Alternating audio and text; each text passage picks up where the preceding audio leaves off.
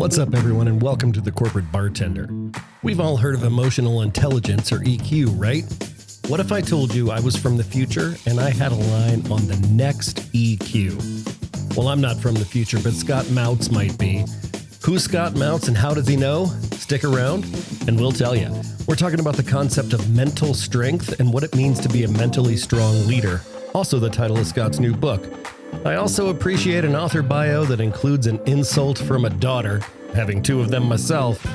Apparently she doesn't find him riveting. Well, we did. Mental strength is what's going to take your leadership to the next level. This conversation is a banger, and I think you're going to dig it. So buckle up, TCBers, grab your favorite cocktail, and let's get right on into it with Scott Mautz on today's TCB.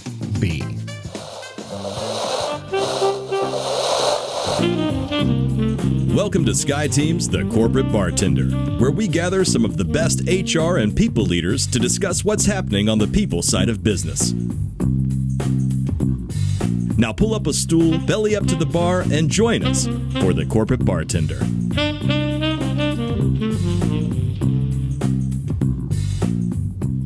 Welcome, everybody. It is Wednesday. You know what that means. It's your favorite day and mine. It's Corporate Bartender Day.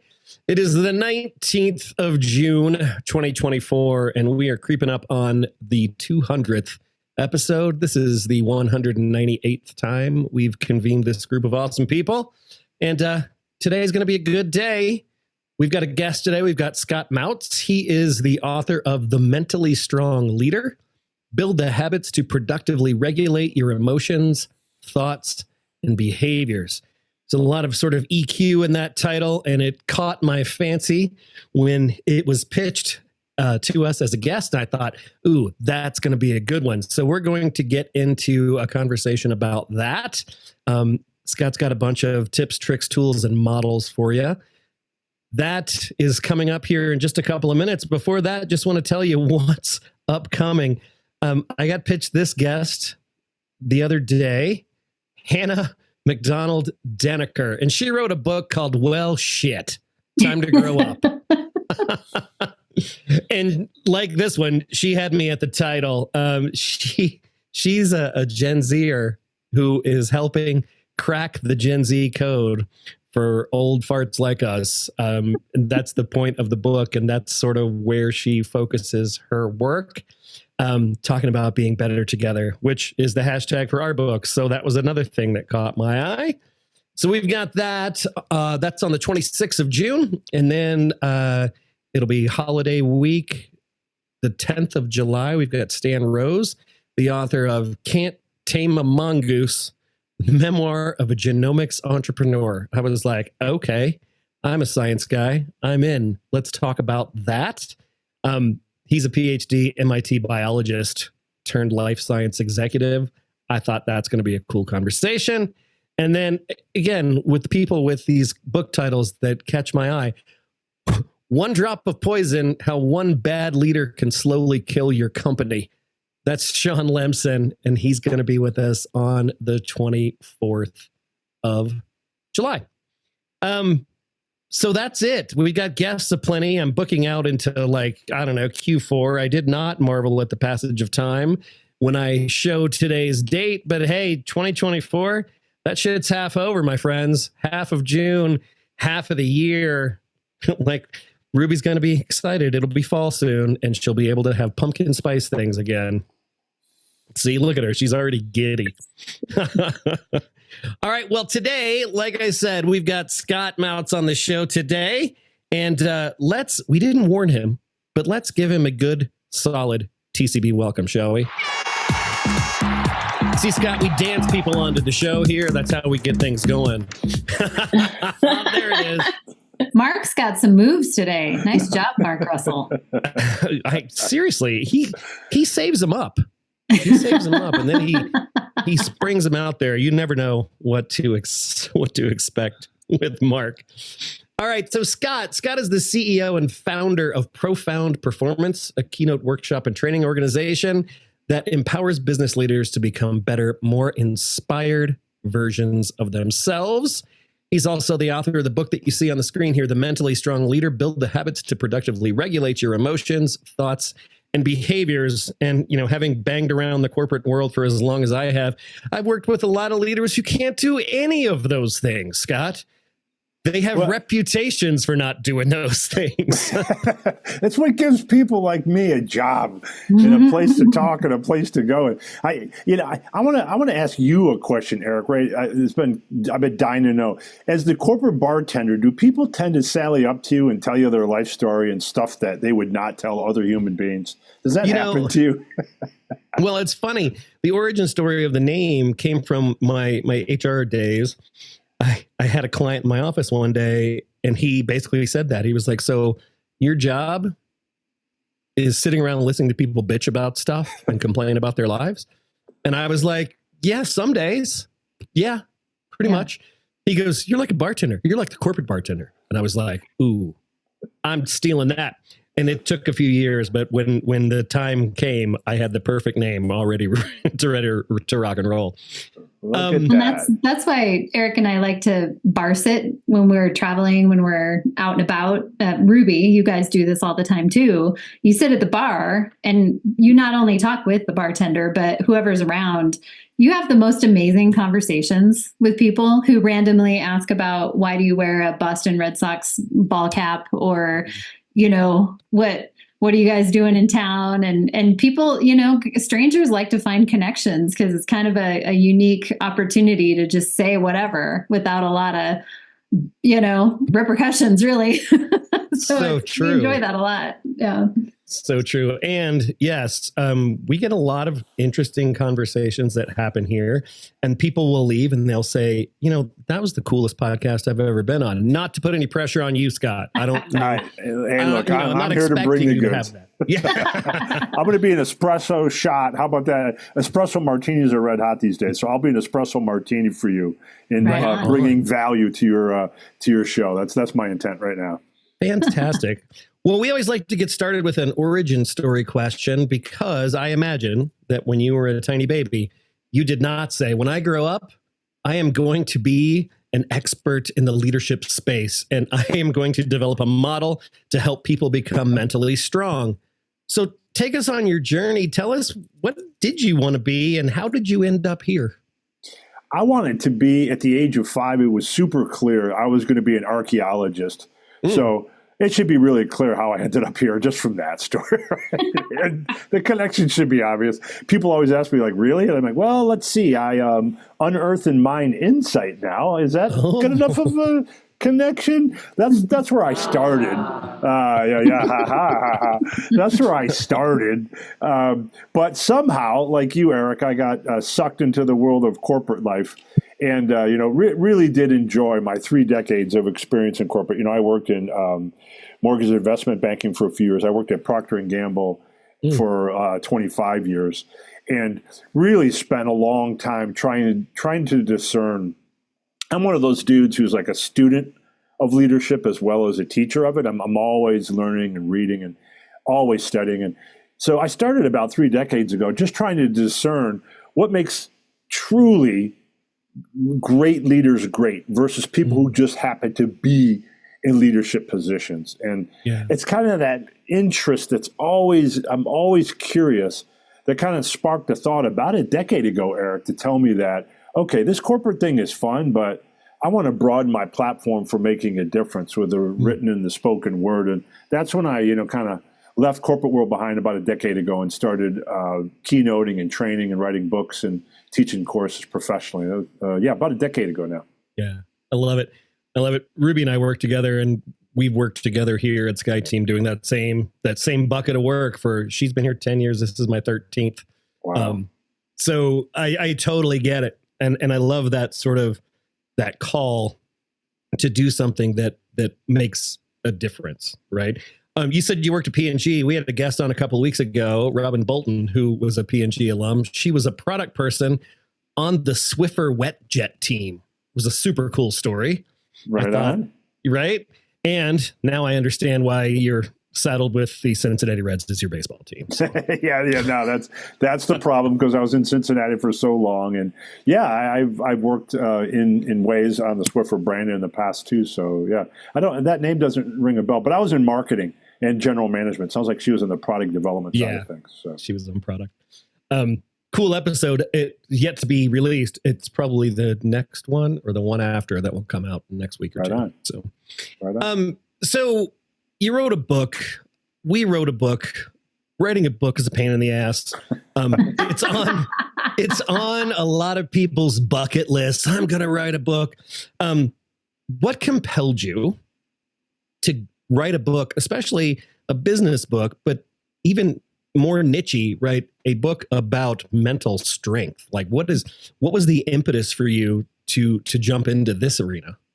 Yeah, I think the best way I can take you on the journey, Eric, Lori and Ruby, we're old friends now. Sorry, that's just the way this is going to go. And anyone else listening, and Mark, I think it was. Let me just first define what mental strength is, and then you'll understand why I was so drawn to this very quickly. So we're all on the same page, So yes, I've written a book called The Mentally Strong Leader. Mental strength is the ability to regulate your emotions and your thoughts and your behaviors productively.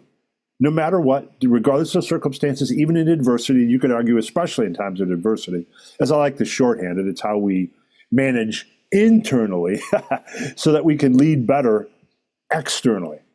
And the thing is, Eric, is that I think you and everybody listening that will be listening in the future, you already know intuitively that if you want to be successful at work and in life, you have to be able to regulate your emotions, your thoughts, and your behaviors. But this just in, breaking news for you here at the Corporate Bartender, it's really hard to do that.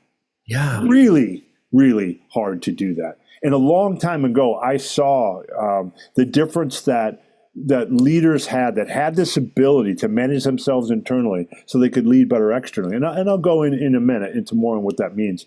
I found how powerful that played out in organizations. Mm-hmm. And it became very clear to me at that point, I think I might be onto something. So I started really, really taking a closer look at this. And I found that mental strength can be broken down into 6 core mental muscles that equate to mental strength. There's fortitude, resilience, as it's also known, right? Fortitude, confidence, boldness, decision-making, the ability to both be decisive and make great decisions, goal focus, the ability to stay focused on your goals, and messaging, which means staying positive-minded, even when shit is getting really dark and it's really a negative environment. And so I found that this thing called mental strength was more important than I ever dreamed in the corporate world. And I can even point to one test in particular, Eric, now to bring full circle to your question. When did I know I had to write a book on this? Even though I've been studying this for 3 decades, I did one study in particular where I asked over 3,000 executives, and I've done this study 4 times now. 3,000 at a time, I asked one question. Thinking of the highest achieving organizations that you've ever been a part of, that overcame the most obstacles, what were the attributes of the key leader at that time? And over again, Eric, I would see we between 90 to 91%, if you want to be statistically accurate, working with my data scientists, between 90 to 91% of the people would say and describe the same profile, the same type of leader, a mentally strong leader, ones that were showing incredible fortitude, incredible boldness and confidence, goal focused decision making, and the ability to stay positive even when things got really, really shitty. And they may not have used, the respondents don't always use the term mental strength, but they describe those 6 mental muscles. And yet, when I say, okay, I'm interested, pick a word out of the list that describes in one word the person you just described to me. And almost every time they see mental strength, they circle it and they say, that's it. Which told me, now finally get to the answer to your question, it told me at that time, the first time I read the study, this may be that language we've been looking for. That discerns. It's broader than emotional intelligence. It's much broader than that. That helps us. I was going to ask the same thing. Yes. Right, that self-regulation, self-awareness, social, right, all of those things. How is this different? So Think about Lori. Think about mental strength as a broader umbrella. Emotional intelligence is. I'll kind of boil it down very, very simply. It's managing your emotions and getting them to work for you versus against you.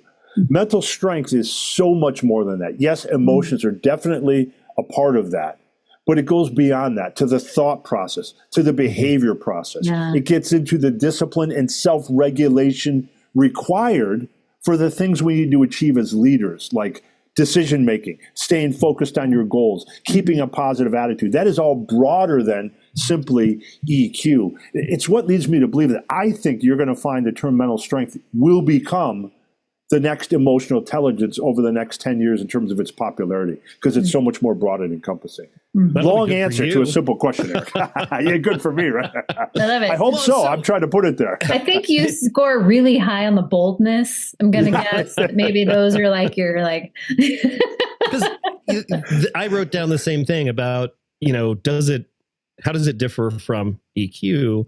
And I know you addressed that in the book. But I wanted you to talk about it because the thing that popped into my head was, you think about leaders that are successful, and the one that pops into my head all the time is Steve Jobs. Sure. I'm a Apple fanboy, was a total Jobsian follower back in the day. And he had very low EQ, and he was kind of a dick to the people that he worked with. But like these other dimensions, fortitude, confidence, boldness, decision-making, goal focus. I mean, I imagine that he was off the charts. Messaging, probably not so much. That was probably his Achilles heel. Yeah. But would you say that somebody like a Steve Jobs is a mentally strong leader? I think so. It really boils down to the extent that mental strength is leveraged to achieve. And it's hard to argue that Steve Jobs is synonymous with achievement in many, many ways. And by the way, just to flip that on its head, though, Eric, that doesn't mean, for the listener that's at home or anybody that's thinking, oh, wait a minute. So, okay, I got it. I'm only mentally strong if if I have the talent level of Steve Jobs. Not at all. Not at all. The opposite of mentally strong is not mentally weak. We all have a baseline of mental strength that we can build from. For certain. It all boils down to your self-awareness of what you need to work on. And I'll talk more about that later, about how you can figure that out. But yeah, you don't just have to be Steve Jobs to be mentally strong. So I like that you said that, right? Not being mentally strong doesn't mean you're mentally weak. I just want to touch on the mental health aspect. As a lifelong sufferer of depression and anxiety, right? I tick that box, right? I got mental problems, man. Anchorman quotes. There's your Anchorman reference for today. Yeah, mental problems, man. So can you be a mentally strong leader and still be a sufferer of one of these mental health conditions? Absolutely. It's, by the way, Eric, 60% of the time, it works every time. Yes. There's your other Anchorman quote. If you want to play that game, we can do this all night, my friend. The answer is absolutely yes, and I want to be very careful. And I talk about this in the book. I work really hard to discern at what mental strength is not. And like I said earlier, the opposite of mentally strong is not mentally weak. And I want to be very careful to place mental health in a very worthy, separate bucket. Mm-hmm. What I talk about is mental strength within the context of the 6 core mental muscles we talked about. So by definition, you absolutely can be mentally strong. And some of the mentally strongest people that I know have a self-awareness that comes along because they also carry with them some serious anxiety and some serious depression. Yeah. They are not necessarily the same thing. They're different camps. So to answer your question directly, you absolutely can be considered mentally strong and still have, things you have to deal with anxiety and depression. I would almost posit that some of the most mentally strong people are those who carry depression and anxiety with them on a daily basis. Right. I think that's right because of what they have to go through, where they started, how they ended up there, the self-awareness that's required to get to that point. I think that's an accurate statement, Laura. Yeah. So I wanted to ask that explicitly because being one of those people, I always look for a reason to count myself out of a population. Yeah. Right. Mm-hmm. And it would have been really easy for me to say, well, I can never be that because I have these things that I deal with. So I wanted people to hear that, which is a good segue because one of the topic bullets that was on your materials was a thing that just rang my bell. It said 3 steps to stop your negative inner chatter, fueling self-compassion instead. And Ruby's going to love this because Ruby is a big flag bearer for self-care. She does a keynote on it. She's actually doing a keynote on it in August, aren't you, Ruby? So let's talk about that, right? This negative self-talk, this inner chatter, it is one of my demons. I'm super curious, like, how do you flip that switch to get yourself into a self-compassionate space? Yeah, and I'd like to share with you, in the Mentally Strong Leader, I have a host of over 50 plus tools based on habit building science that you can use to help level up whichever muscle group you're trying to level up. And, we're talking here about, really trying to find a way to muscle up your confidence and to not let negative inner chatter take over. And so, I have proven over and over and over again a 3-step process that really, really, really works. And I know you hear 3 steps right out of the gate. You get there like, oh, this is cheesy. It's a 3-step process, but it really, really works, and it happens to happen in 3 steps with one important pre-step. And it's a pre-step, Eric, I still have to work on, which is, of course, you first have to get better at catching yourself when you're beating yourself up in the moment. And I don't know if you've ever done this, Eric, but like, I teach this shit, right? And I still do the opposite of it sometimes, where I'll be like, oh my God, I've been beating myself up for like the last 5 minutes. Like, what the hell? 100%. So it's important to get better at catching yourself. And then in the moment that you do, that's where the first step takes place, which is you stop beating yourself up for beating yourself up. Mm-hmm. You acknowledge that happens. That happens. It is what it is. You let it sit there for a second. But in that moment, you move on to step 2 very, very quickly, which is, when you realize you're doing that, it's so important, and this is such a classic step. It's proven by psychology over and over and over again. It's so important to stop in that moment, recognize what you're doing, and talk to yourself instead like a friend in need. And I'll give you an example.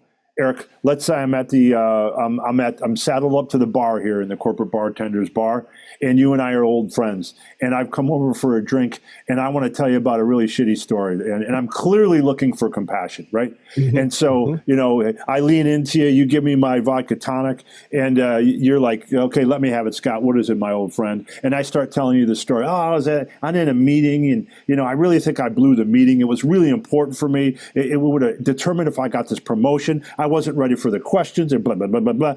After 5 minutes of that, right, I'm looking for compassion. Would you interrupt me, Eric, and say, Scott, I got you. I hear you. I've come to an important conclusion. You are a fucking idiot. Would you say that to me? No, you wouldn't. But I would say that to me, and I do almost every single day. That's right. So if you wouldn't say it to me, why would you say it to yourself? Yeah.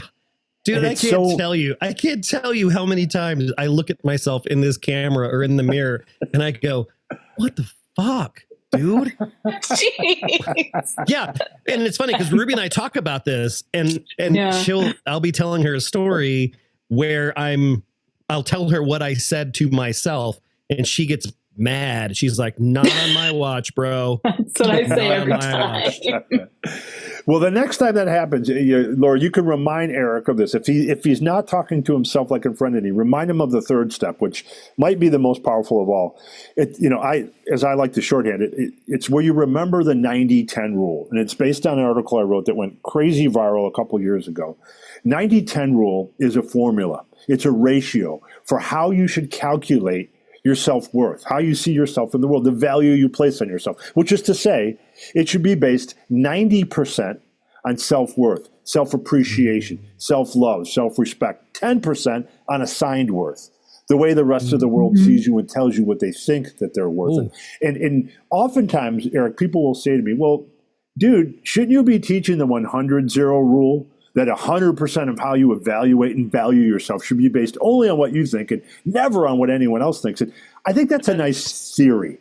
But not how people work, though. That's not how we work. And neuroscience backs me up on this, that, the problem happens is that 10% soon becomes 50, 70, 80, 100% of how we evaluate. The problem arises when we start focusing on chasing approval instead of authenticity.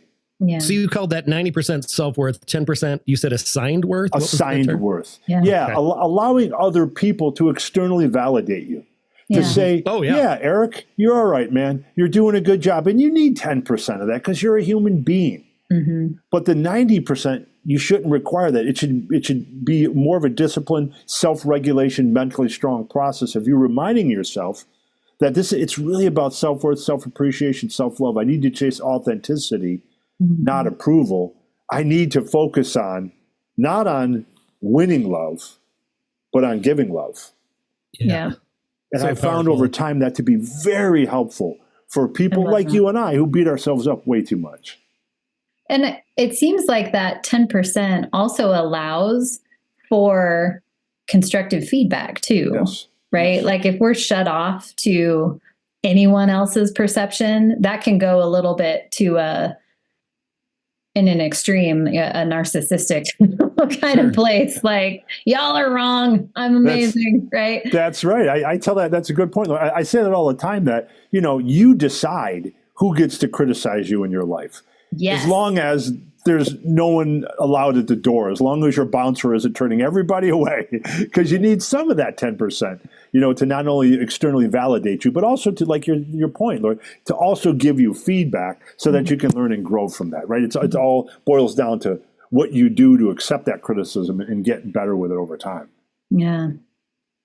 Chasing authenticity and not approval is my new favorite quote.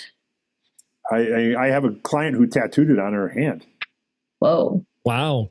Yes. Yeah. Nice. So I get it. Cognitively makes sense. Yep. I understand that, neuroscience backs you up here. I'm like 90%.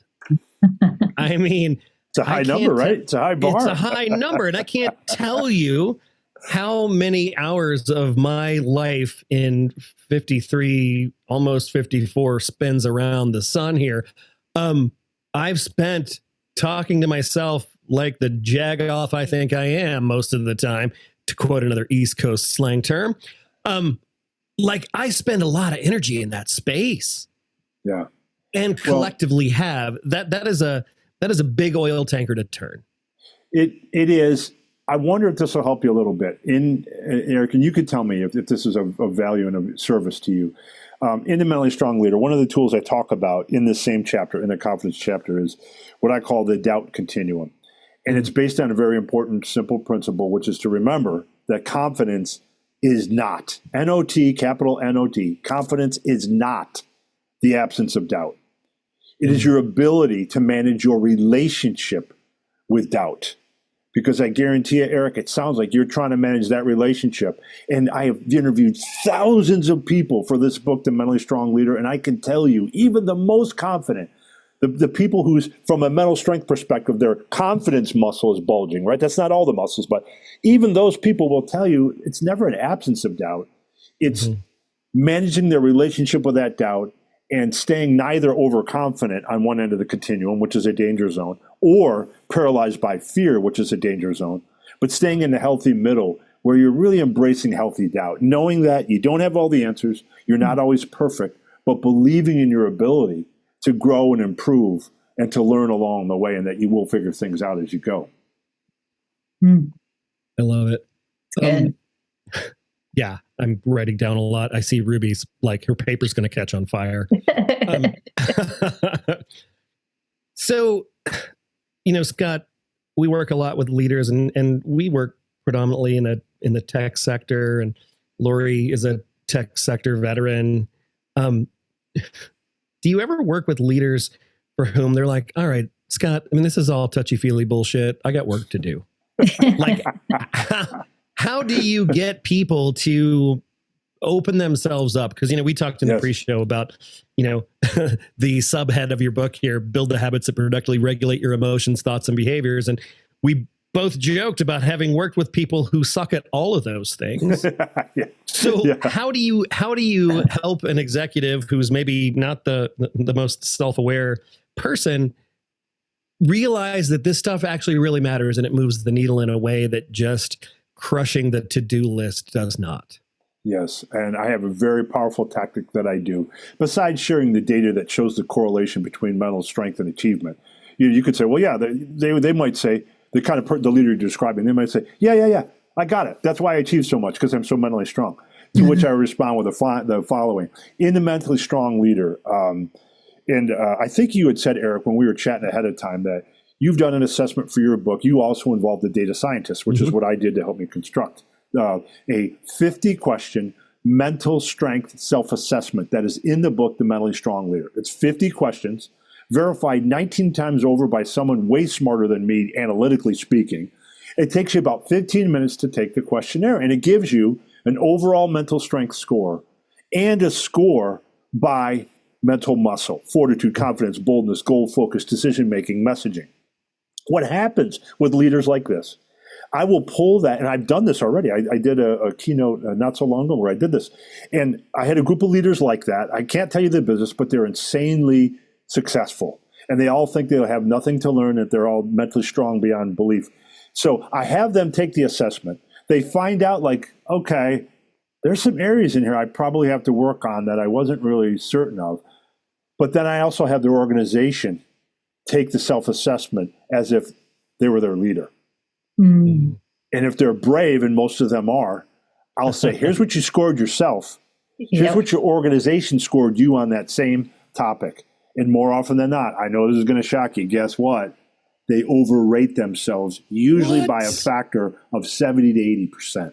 Whoa. According to the organization and how they see them showing up with boldness, how they see them showing up with confidence or fortitude or decisiveness.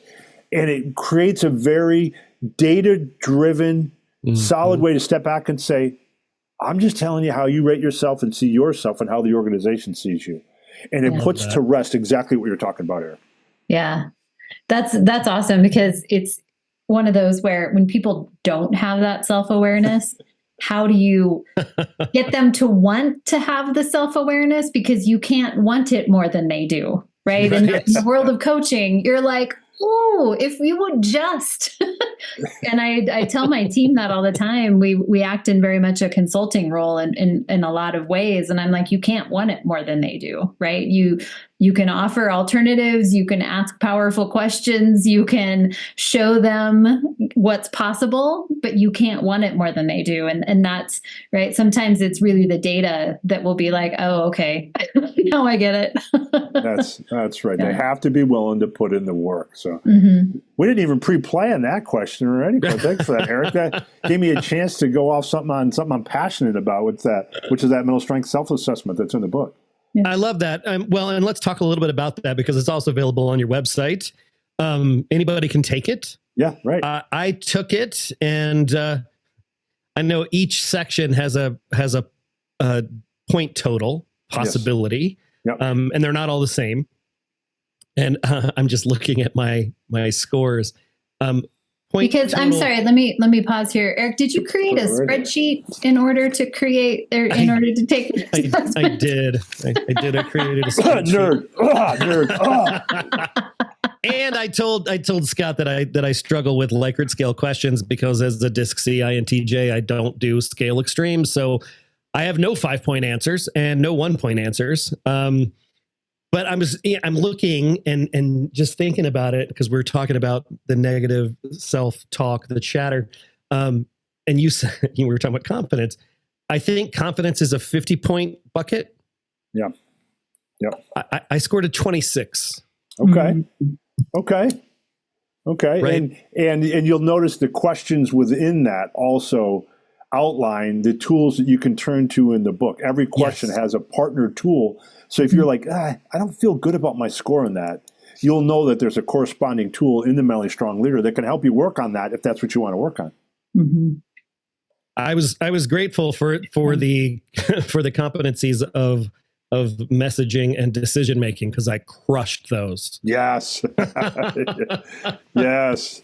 How'd you do on to the extent you want to share on fortitude and messaging and boldness? Fortitude, I got a 41. Okay.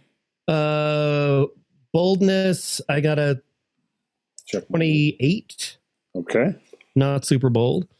And then decision making, because I did not use any 5s, were all 4s and 1 3. I got a 19. Okay, look at you. You're rocking along. So you scored, I think we were talking what, you can either score a beacon, which is the highest level. People are automatically drawn to you. You like from the highest mountaintop, you're a major league, a role model of mental strength. You're 1 tier down, which is a source. People still look at you as a positive barely by source 2 points. of mental by 2 points. And even if you're in the notch below that, which is the determined or the novice below that, none of those scores are bad because each person's mental strength journey is their own. And it's not a good thing or bad thing to be in any one of those tiers. It's just meant, Eric, to line you up with self-awareness of what you have to work on, and then you can work on those things. So it's the kind of the no answer is really a wrong answer thing. And by the way, Eric, you haven't lived until you've gone to lunch with a data scientist who talked for half an hour on the power of a Likert scale. I mean, I'm like, bucket list, done. Yeah. Forget going to a game at the frozen tundra of Packard, of Lambeau. I'm going to die. I love it. That's awesome. I love it. I love it. So the self-assessment, I think is a powerful tool. So for anybody listening, and what I love about books that are driven by an assessment, where ours is very similar, like you don't have to be intimidated by the book. You don't have to sit down and read it like a novel, right? Right. If I take the self-assessment, I can go to the confidence section and start there. That's right. Is that an acceptable way to use the book? That's exactly right. It helps if you read just the first chapter as a backdrop. Sure. And there's, interesting stories and things in there so you understand what mental strength is, the 6 core mental muscles. But you're exactly right. And that it was intended to be that way. I didn't write this as easy breezy romantic beach read. I wrote this as a indispensable guide, which is exactly what Dan Pink called it, so that people could do exactly what you're talking about, Eric. Wow, I really need to work on my boldness. I want to find a way to be better at risk taking, and I really have got to find a way to be more decisive. And so you go to those sections, you use those tools based on habit building science, and you start there, and you return to those sections over and over again. Yeah, no, I like it. It's like a field guide kind of approach. Yeah. That almost made it in the subtitle, a field guide for it. Yeah. I love it. So, Scott, this concept, right, being mentally strong, you use some pretty bold language to say that it could supplant EQ as the model that we should be thinking about and looking to, especially in the business circles. I think so. Yeah. So how does that journey start, right? I mean, you're a one-man show out there preaching the gospel to the people. Like how do we get this to be a broader message? Because until I saw your book, EQ was sort of we call it butter in the pan here at Sky Team, right? It's a foundational thing, but what I'm learning from this conversation and from the book and the assessment is that it's interesting, but it's not enough. Right. Yeah. This has more teeth to it. So if you're going to start a movement, I mean, what can we do? How do we sell this into our organizations? I think it starts with understanding the data behind the proposition on the table here. That mental strength may be, and I believe it is, the leadership superpower of our time, given the world we live in a world where we can't even agree on what the facts are, in a world where we are more divided perhaps than any other time in history, in a world where there are more potential distractions in our way, in a world where there's more pressure on us to do more with less. Light has opened, and I truly believe that mental strength is showing us that more than ever, we have to regulate our emotions, our thoughts, and behaviors productively. So the movement has already started, and I think, and if I may say this, very, very humbly, the book, and this is temporal, and I want to be careful with this because I don't know when you're going to release this. The book came out in early May. As we record this, it's mid-June, and it is off to a screaming start. And I think there's a reason for that. I think people are already, and I'm seeing a lot in social, they're talking about the data behind the premise that mental strength is the next EQ only 3 notches above that. And I think it's take the self-assessment and see what I'm talking about. You can go, it's why people question, like, dude, you put a whole chapter for free out in the world just on your website. You can go to scottmautz.com and you'll find the self-assessment right up in the tab, right up at the top. It's that important because I feel like when people take this assessment that took over 3.5 years to build, statistically validly right, when they take it, you're like, wow, I've learned something about myself. And then when you see the teeth in the book, and I hate for the answer to be, well, the movement has to start when people buy the book, and it sounds like such a really, like, come on, dude. But I don't know any other way unless if I put the whole book out for free in social. If people get the book, and even if they tear the chapter out that's just for them on the boldness muscle, and they work on that muscle, they will see the effectiveness of the tools, because all 50 plus tools have been pre-placed and pre-tested in organizations for the last 5 years, so that I know they all work. And I think it's the teeth that's going to really make the ultimate difference in the end, the tools that come in the book, The Mentally Strong Leader. Well, and what I'm getting from all of this is kind of circling back to what, Eric, you were talking about, like the Steve Jobs, right? Who was not a super nice person, very successful, very mentally strong.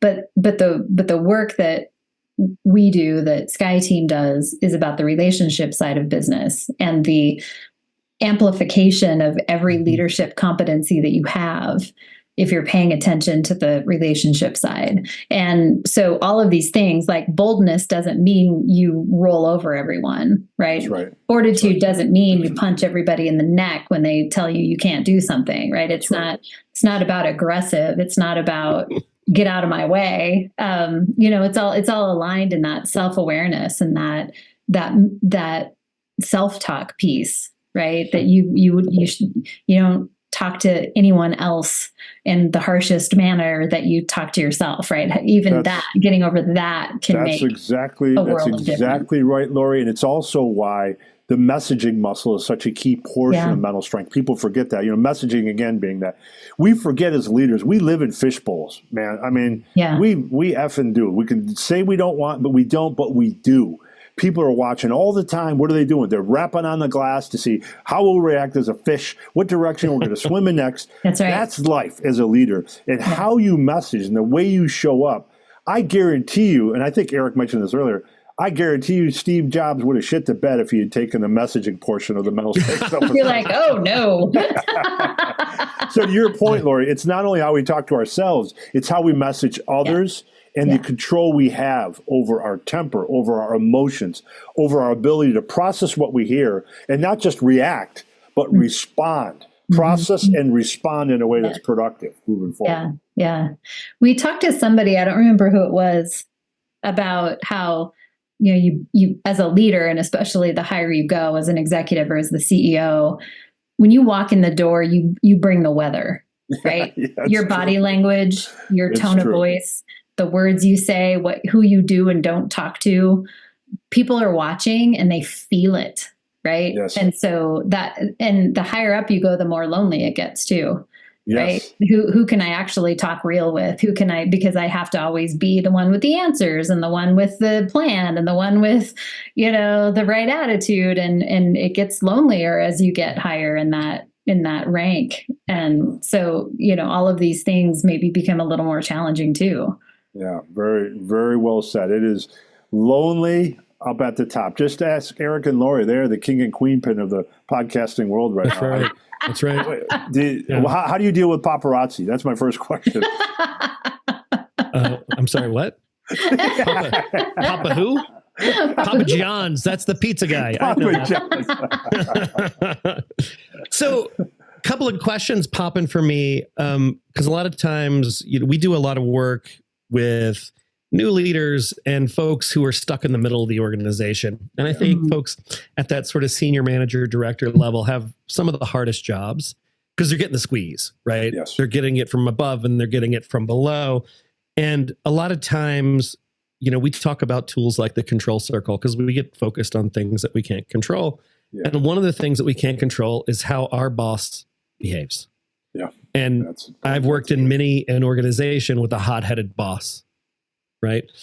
So what is your advice for somebody in the middle who works for a hot-headed boss, who has to walk a different talk, has to message in a different way for their team, but they're going to take the punches?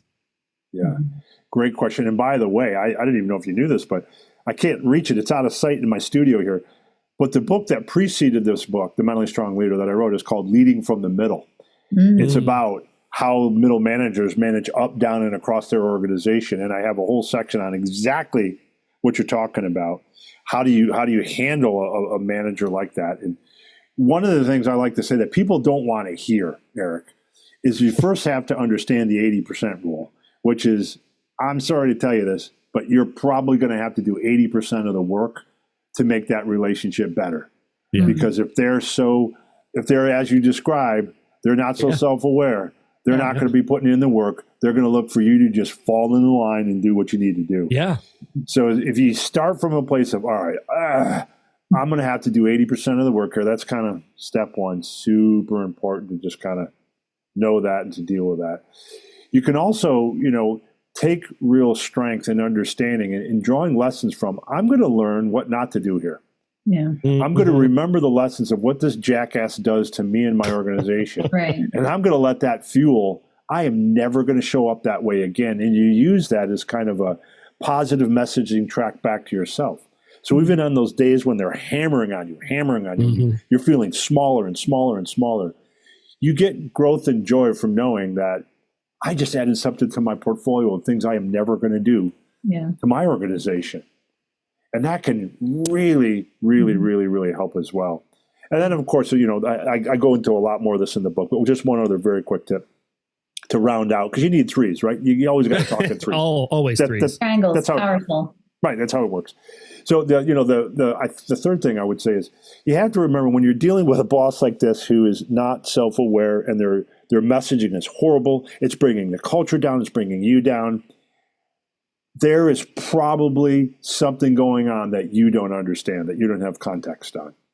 And people don't like to hear this, but it's really important whenever possible to give your boss the benefit of the doubt and try to meet them halfway. Try to understand, what is it that I might not be seeing about their role? Mm-hmm. Maybe they have something going on in their personal life. Mm-hmm. Maybe it's causing them to message in a way that they don't normally message, or to just be totally not self-aware of how they're showing up at all. Mm-hmm. And I think it's really important to remember that you never have all the context that your boss does, almost by hierarchical definition, and to try to keep that in mind. So I could talk about this forever, but yeah, that's really powerful, right? Because that's where people can fall into that victim of like, they just are hammering, right? And if there's never any recognition of, first of all, intention versus impact, we talk about that all the time, probably not their intention. Right. So there's an opportunity there to say, hey, did you know it feels real shitty when you yell at me? Just saying, right? You do have a choice. Yes, I do. But yeah, that context bit about you, right? You don't know what all is happening, and you have to make space for that. Grant people some grace for they've got different inputs than I do.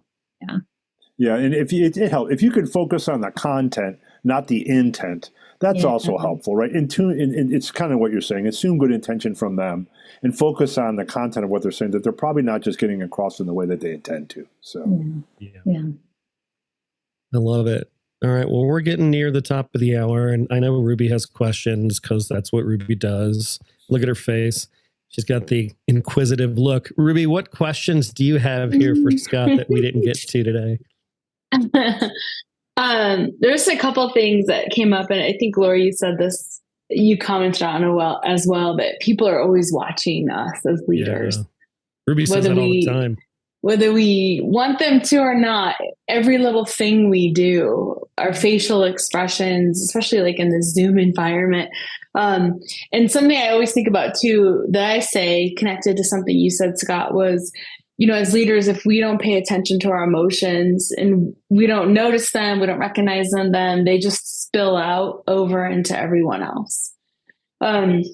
And so I was wondering, what's the connection between this mentally strong leader and self-care? And maybe it's in the resiliency bucket, but how do you connect those two things?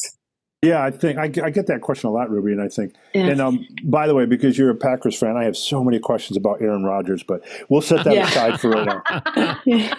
We'll just set that aside for right now. Yeah. To your question, I think self-care and mental strength overlap in really multiple ways. First of all, it starts with all of mental strength is based on the presumption of the science and the art of self-regulation.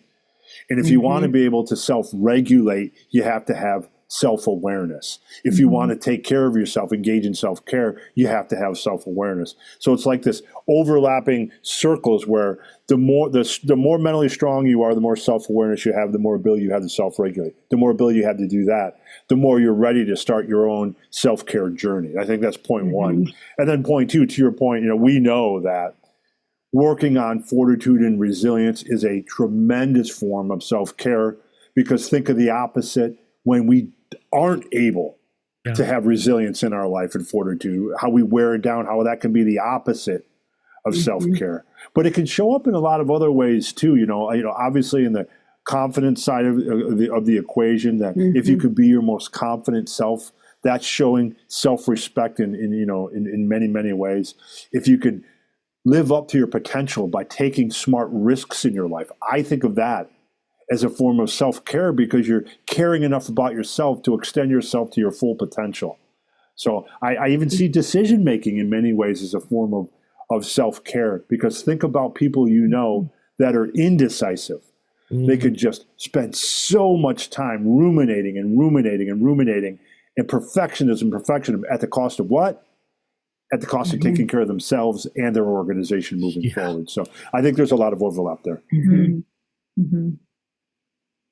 I talk a lot with women. I do a lot of mentoring with women in technology who are nearly always in the minority, about boundaries and about, sort of getting a baseline of their values and of what's important, and having that as an anchor, and then being able to create boundaries for those things so that you don't get burned out. You don't feel like a victim. You don't feel taken advantage of, right? You don't feel marginalized. And that, and I think that's a huge part of self-care, right? Is that ability to say, I'm worthy of protecting what's good for me. And I think that translates really well into this mental strength of really connecting those two, of in all of these areas. I don't, first of all, have to say yes to everything. I don't have to take care of everybody before I take care of myself, right? Like all of those things all fit together. And so I like, all these different buckets of how do you behaviorally become mentally strong as well as emotionally and mentally. Yeah. Exactly right. You don't have to say yes to everything and everyone. Unless if it's Eric. I mean, let's just get that. He has to say yes to everything I say. That's the most recent development, Scott. That's the most recent development. Tables have turned. Since you've been there. I mean, Ruby, you're a self-care expert too. I mean, I think that this is like one-on-one of self-care. It gets to what Lori's talking about, that you're not even in a position to take care of others like you want to until you're ready to take care of yourself first. You can't even put the best version of yourself out there. That's why so many nurses get burned out, and this thing exists called, burnout amongst nurses, and compassion burnout, because they forget that they have to take care of themselves first. So couldn't agree more, Lori, with what you're saying. Yeah. I mean, we use the metaphor all the time because we fly a lot, right? Got to put your own oxygen mask on first before you can help anybody. That's exactly right. Awesome. Well, you said it before, Scott. I want you to say it again. Where do we find you out there on the interwebs, and where do we go to get this fantastic book? Right on. You can go to scottmautz.com. You can learn about my keynotes that I give, all the trainings I give, whether it's virtual or in person, all the courses I teach on LinkedIn Learning. You can find out about the You're quite popular over there on the LinkedIn Learning. Yeah, it works out. I don't know. I guess we're up to almost 2 million people that didn't have anything better to do with their time, so they've taken one of my courses. So, which is, hey, all right, I'll that's cool. And also, by the way, if you want to get that assessment for free, you can go to my website and find it. Or here's a way to get an even better gift. I put this together for our listeners of the Corporate Bartender. Just go to scottmautz.com/mentally strong gift, and you'll get a free 60-page PDF you can download that includes the questionnaire, the 50-question mental strength self-assessment. Plus, it has prompts in there to help you get the most out of the book, The Mentally Strong Leader. So go to scottmautz.com/mentally strong gift. Fantastic. Awesome. Thank you. His name is Scott Mautz. The book is The Mentally Strong Leader. Scott, thanks so much for being here with us today. Nice. I like the move. I'm going to screen cap that and use that as the thumbnail. Scott, we like to end our shows on an up note. We do a little end of show ritual here that takes about 5 minutes to get through. It's called Funny Things, Good Feels, and Our Silly Cocktail. It starts off with just random bullshit that I thought was funny this week from the internet. A source of continual joy, stress, and agony for everybody. So funny thing number one here. When people give me directions and they're like, you can't miss it. I'm like, oh, you do not know what I am capable of. Speaking of negative self-chatter. and because Lori and I are newlywed, I thought this was funny. Before marrying, there should be a compatibility test with questions such as, do you believe that little pocket in the car door is for garbage? Yes or no? The answer is yes. It's for garbage. Yeah, always. Yeah. This is a men versus women, a Mars Venus one that made me giggle. Proposal: we make all men's shirts like this until they give us pockets. Amazing. This in the category of things you're not ever supposed to make jokes about. It made me laugh literally out loud. This is Jehovah Jones. God. He's a witness. Why wouldn't he be? No way. And in honor of Pride Month here. So for Pride Month, you can't say, let me get this straight. You have to say, just so we're queer.